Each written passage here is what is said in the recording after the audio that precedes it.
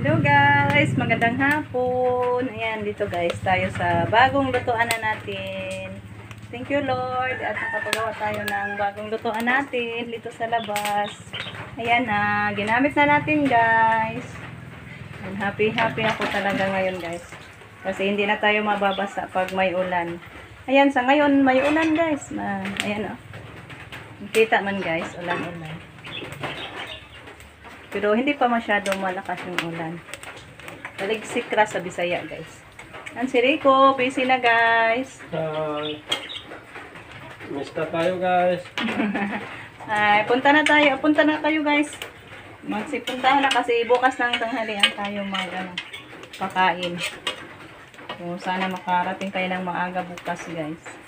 Kasi dami yung niloto ni Rico, guys. Oh. Punong-puno yung kaldero. Nilatan to, guys. Nilatan yan, guys. Yan dito. Ano yan, beef stick. Kaso, ano natin. Yun yung tawag na lapuan, guys. Lapuan. Para hindi mahirapan sa pag-slice or paghiwa-hiwa ba. Kana, isugod. Kana ba? Bara mo na. Daming, ano natin. Kana, ang may suda na. Wow.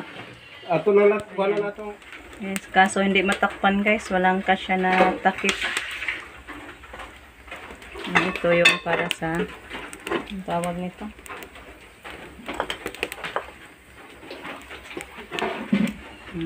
Para sa ating nilatan. Kaso parang konti yung kaldero natin guys. Oh, hindi masyado malagyan ng sabaw. Gamay lagi masabaw ani guys. Parang konti lang yung kaldero natin yan. Maganda sana yung kaldero na malaki. Kaso wala tayo guys. Yan na lang muna. Sabaan na sa baboy guys. Hindi na daw papakainin yun sabi ni Rico. Kasi nakakatay na mamayang hapon ay gabi. Mga 6 AM. Yan, katay na yun guys. Para ihanda para sa inyong pagdating bukas. May lulutuin tayo. Ayan guys, nakaluto na ng basoy. Yan, kain na si Rico guys. Tayo, guys. Kasi doon sila sa kamama. Guys. Nakakain na yung mga lalaki guys. Andun sa kamama. Kasi doon sila Renato nagluto ng basoy. Kasi busy yung natin dito. Tatlong, tawag niya? Ayan, busy yung sugangan natin. Yung ito guys ba? Sugangan man yan, sa Bisaya. Lutuan. 3 man lang. Kaya doon sila nagluto sa kamama. Dali lang nakaluto ni Renato. Nandun na mga laki guys. Kumain na sila. Nagdala lang si Rico sa dito. Kasi may pa man siya. Tinitingnan na niluto. Natin guys, baka na to. Hindi para kumulo. Yung ito is para sa gagawing paklay. Thank you po sa kapatid ko guys kasi nagkakarni tayo dahil din sa kanya guys. Pinasama ako nila sa kanilang grupo. Kami niyan guys, every month kami bayad, parang yan, installment hanggang naging ngayon, pista. Nagsimula kami niyan guys sa Pebrero. Simula kami ng bayad namin yan sa aming karne. Parang siya guys, bagi hulog-hulugan namin yung karne namin. Bali 11 months naming 10 buwan namin binabayaran yung ating karning kalabaw. Para hindi masakit sa bulsa guys ba. Paunti-unti ang bayad. May tagahawak sa namin pera kada buwan. Parang may treasurer at secretary sa aming grupo.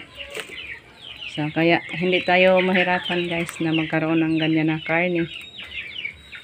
Dahil sa aming kagrupo na nagkaisa na ganyan ang mga pamaagi guys o mga rules and regulations.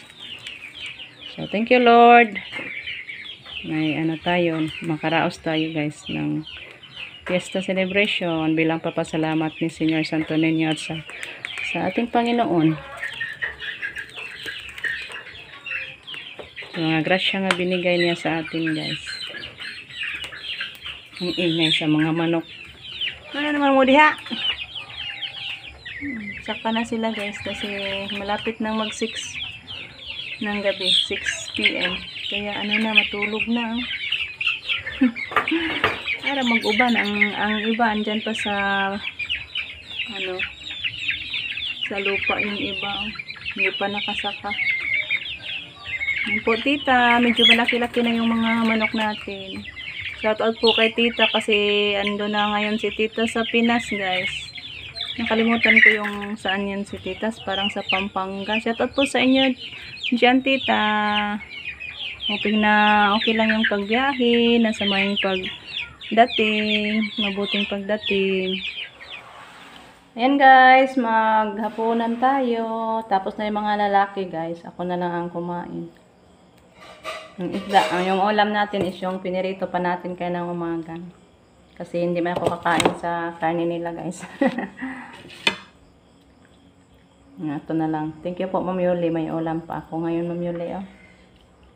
Sausa lang natin ng patis ay soy sauce.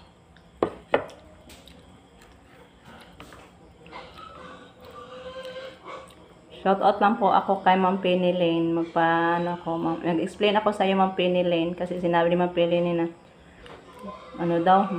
may pira na ako ngayon, guys. Kasi nakapagpa-kitchen pa, nakapaghanda pa naman ng pista. Ma'am Penny Lane, alam niyo naman na nakapagtrabaho ako ng sandali sa Senso, sa PSA. Kaya yun ang sahod ko, ma'am. Anong tawag yan? Pinagawa natin ng remembrance para may makita tayo, Ma'am Penny, sa pinagsisikapan natin para maging tawag niyan? Masulit yung sweldo natin. So, thanks God, nasulit, guys. Nakapagawa tayo ng kusina sa labas kahit hindi pa natapos, at least nakapagluto na kami ngayon. Hindi na kami mahirapan, guys. Pag may lulutuin tayo. Kaya mag-celebrate tayo, guys, bilang papasalamat ni Lord na sa mga taong binigay na sa atin, at saka yung mga grasya financially, mentally, at saka physically. Kaya dapat nating pasalamatan si Lord. At lalo sa mga taong binigay ni Lord sa atin na mga mababait guys, lahat. At sa inyong lahat din, guys, na mga supportive viewers namin. Kayo ang buhay namin, guys, sa aming vlog. Kung wala kayong manonood, wala kayong mga viewers, mga supporters, wala kaming magawa sa upload namin, guys. So, thank you, Lord, sa mga taong binigay sa amin, mga supporters. So, ayan. Yan lang muna, guys. So, in general, Ma'am Penny Lane, yan po yung naging bunga sa ating paghihirap, sa ating pagsisenso sa field. So, yan na lang muna para malaman yung Ma'am Penny Lane na bakit naging may pera ako ngayon. Wala naman trabaho, Ma'am Penny. Wala na din. Sana may trabaho na naman na mapapasukan natin.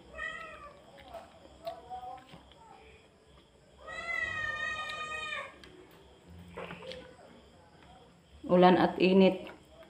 Pagod at puyat ang guys, sa pagsisensus. Kaya thank you, Lord, naging successful naman. May na-remembrance tayo sa ating makita natin ang ating pagsisikap.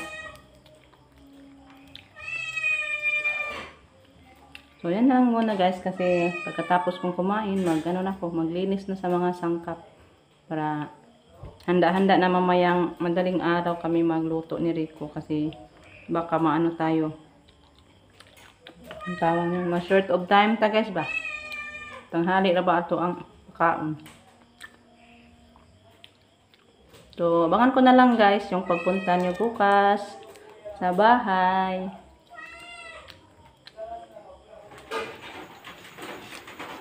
Yan, guys, gamit na talaga yung ating dito, guys, banggira sa labas.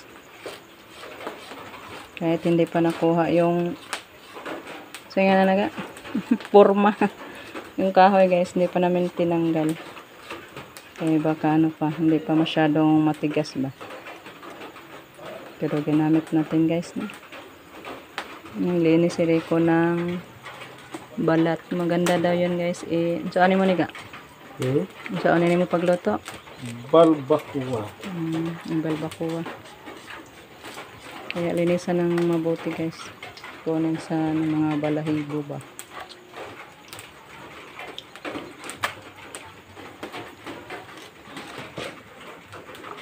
Saan tabang? Mas dahon mo ha. May mga spot ba? Di man ka makita. Sige, ano. Na, di makakita sa dodong dari. Amin na lang na spot be. Madilim pa yung dito guys na kabila. Kasi yung ilaw natin dyan lang sa gilid. Yan, magpa-install pa naman tayo dito sa ating electrician. Palagyan natin ng dalawang ano to guys, siguro ilaw. Pero hindi pa sa ngayon guys. Ano pa tayo, mag-ipon-ipon pa naman. Mag-ipon-ipon pa tayo guys. Para ano tayo, makapagtrabaho na naman balik. Busy yung dalawa. Naglilinis sa tawag ng balat na para mga lutok na gawin nilang balbacoa. Against the light tayo guys. Ayan, yung dalawa, madilim. Ayan guys, nagkabit ng extension si Rico. Para may maliwanag tayo doon sa labas. Marag naghap-hap na tong matad. Itos gawas guys.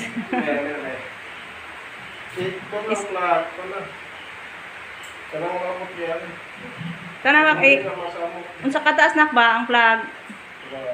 Na des. Na. Igo ra siya mo abot kay di unay naman na, di naman na kuhaon na forever naman na. Forever na yung extension guys. Hanggang kailan tayo makapagpakabit. Magpa-installer. Saksak na. Ha? Sige, mana. Nakabit na yung ilaw ni Justin dito. Okay. Liwanag na. Hindi na tayo mahirapan. Dalawa ng ilaw. Andyan pa. Isa dito. Wala nang spot. Hindi na gamitin to.